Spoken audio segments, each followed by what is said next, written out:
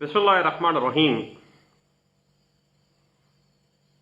आपको पता है कि कोई जायदाद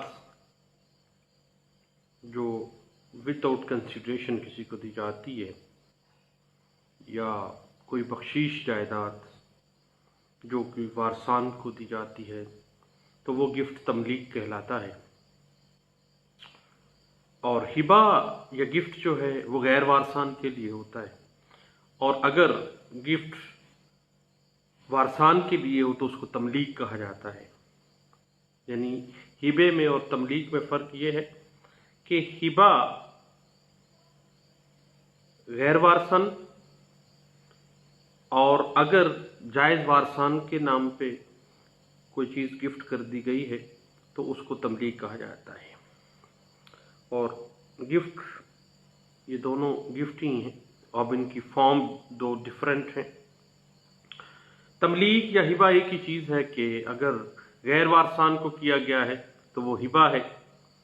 गिफ्ट, ऐसा गिफ्ट जो कि गैर वारसान को है वो हिबा है, और अगर वारसान को किया गया है तो वो तमलीक है।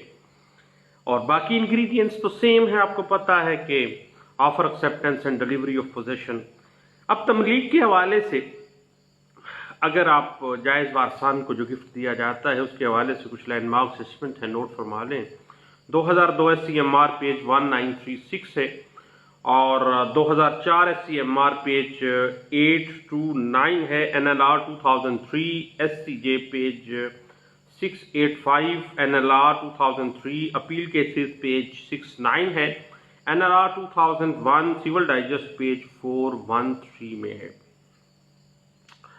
अब हम बात करना चाह रहे हैं रेवोकेशन ऑफ गिफ्ट की, यानी हिबा या तमलीक है और उसको हम रिवोक करवाना चाह रहे हैं, उसको मनसूख करवाना चाह रहे हैं। उस हवाले से मोहम्मदन लॉ DF मुल्ला जो है उसकी सेक्शन 167 को देखें, उसमें कुछ सूरतें बयान की गई हैं। कुछ ऐसी सूरतें उसने दी हैं जो कि जिन सूरतों में हिबा या तमलीक जो है वो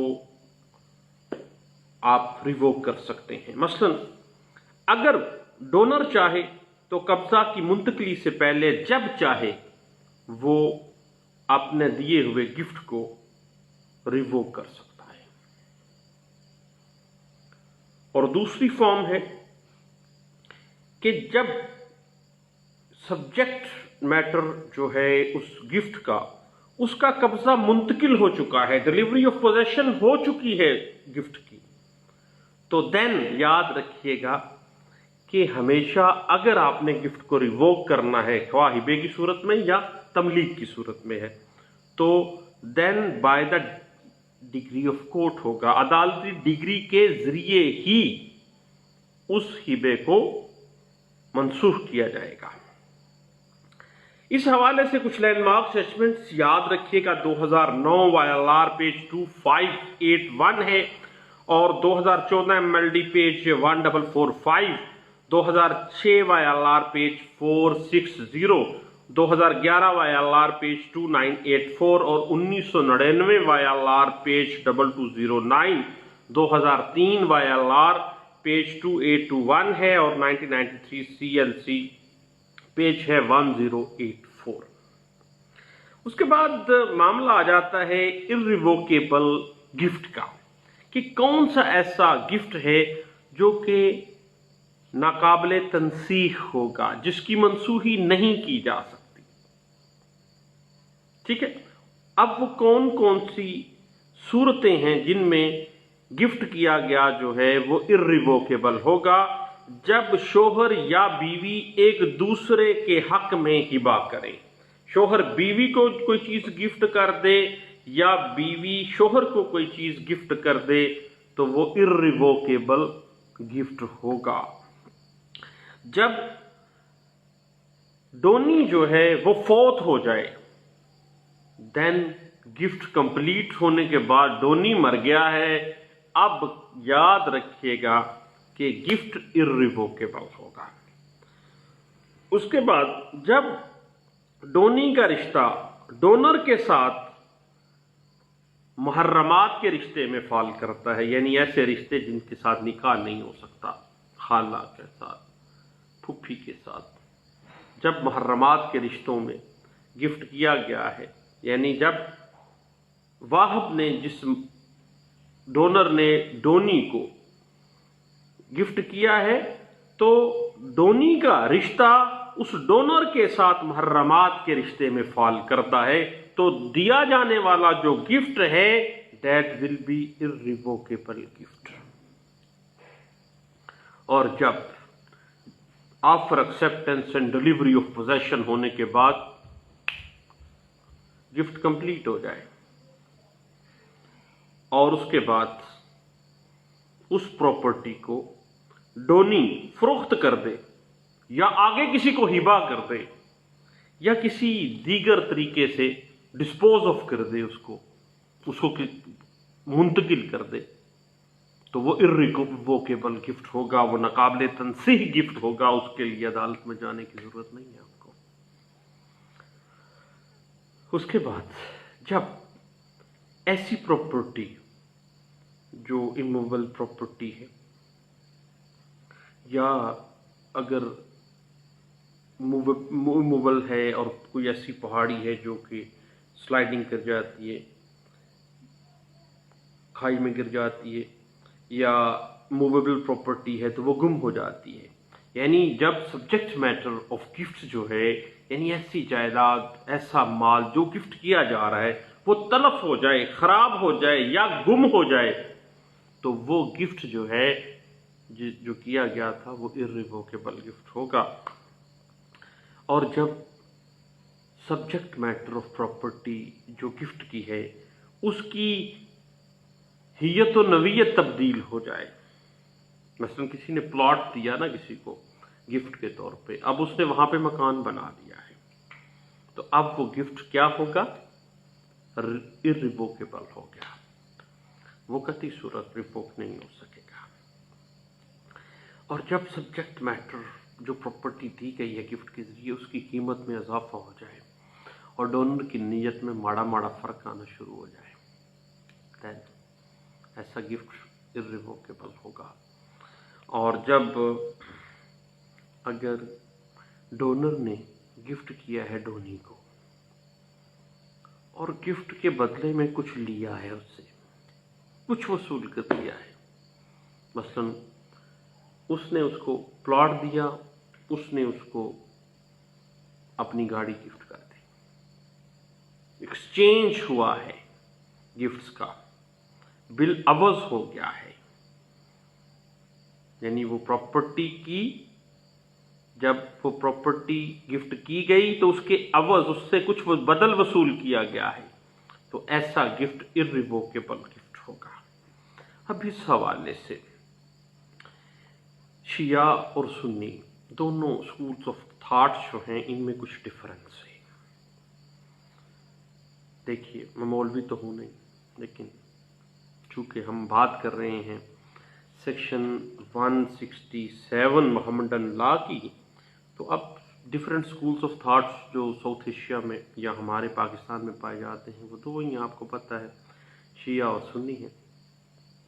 اب اس حوالے سے شیعہ سنی جو قانون ہے، جو فقہ ہے، اس میں ریووکیشن آف ہبہ کے حوالے سے کچھ اختلافی نوٹ پائے جاتے ہیں، کچھ اختلافی باتیں پائی جاتی ہیں. اب اگر میاں بیوی ایک دوسرے کے حق میں ہبہ کرے تو وہ احسن رائے سے منسوخ ہو سکتا ہے.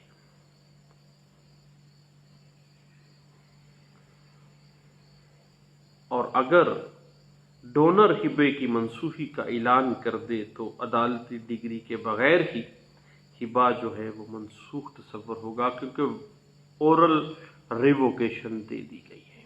اس میں دونوں اسکولس آف تھاٹ کا کچھ فرق ہے.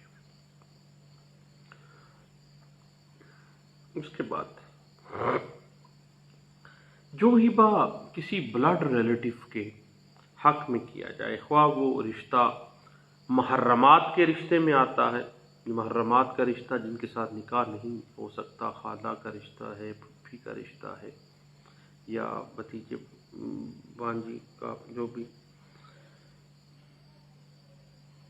اس میں یہ ہے کہ جو ہبہ کسی بلڈ ریلیٹو کے حق میں کیا جائے، خواہ وہ رشتہ محرمات کے اندر فال کرتا ہے یا نہیں کرتا، قبضے کی منتقلی سے پہلے وہ گفٹ جو دیا گیا ہے اس کی ڈیلیوری آف پوزیشن سے پہلے وہ منسوخ ہو سکتا ہے، بعد میں منسوخ نہیں ہوگا۔ ان پوائنٹس کے اوپر شیعہ اور سنی اسکولز آف تھاٹ میں کچھ فرق ہے۔ ہم بعد میں انشاءاللہ ایک علیحدہ سے ویڈیو میں اس حوالے سے بھی کچھ بات کریں گے۔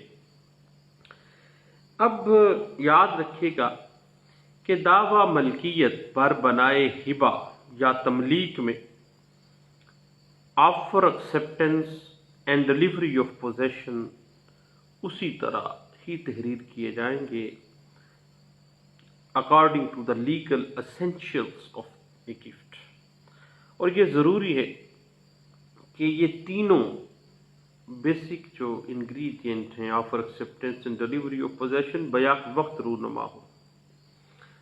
اگر